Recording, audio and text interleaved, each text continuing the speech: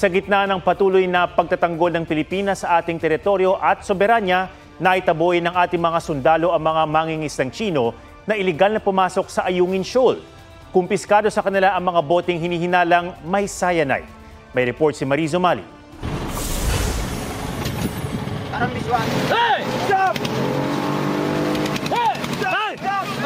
Iligal na pinasok ng mga mangingisdang Tsino ang Ayungin Shoal nitong Biyernes ng gabi. Pinahinto at dinikitan sila ng mga sundalong Pilipinong sakay sa inflatable boat mula sa BRP Sierra Madre. Pero nagkahabulan nang di huminto ang mga Tsino. Buwis buhay ang pagkapit ng mga Pilipino sa bangka ng mga Tsino para di makawala.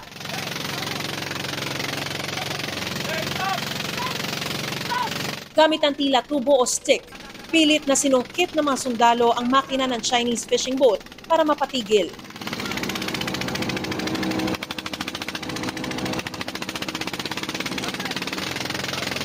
Maya-maya dumating ang isa pang inflatable boat ng mga sundalong Pilipino at napagitnaan ang bangka ng mga Tsino.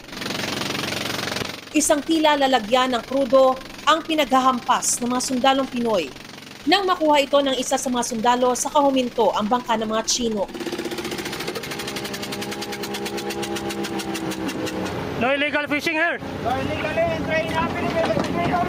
Sa inspeksyon sa bangka ng mga Tsino, may nasamsam na 4 na bote. Susuriin pa kung naglalaman ng mga yan ng cyanide, kemikal na karaniwang gamit sa illegal fishing.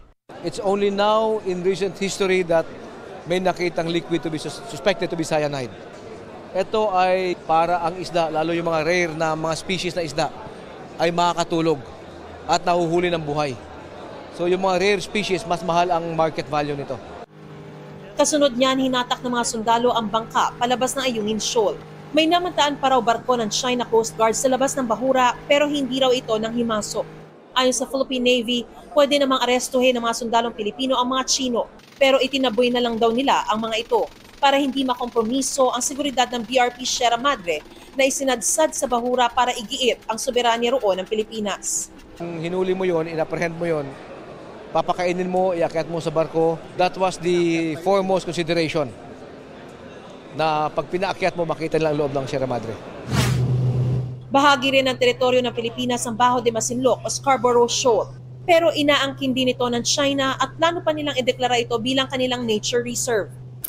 Kinundin na yan ni Pangulong Marcos sa kanyang intervention speech sa ASEAN-US Summit, pati na sa kanyang talumpati sa 20th East Asia Summit na dinaluhan pa ng China.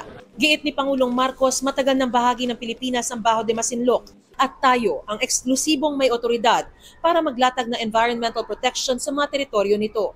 Ang planong nature reserve ng China sa Bajo de Masinloc ay paglabag daw sa soberanya ng Pilipinas at sa traditional fishing rights ng mga mangingisdang Pinoy.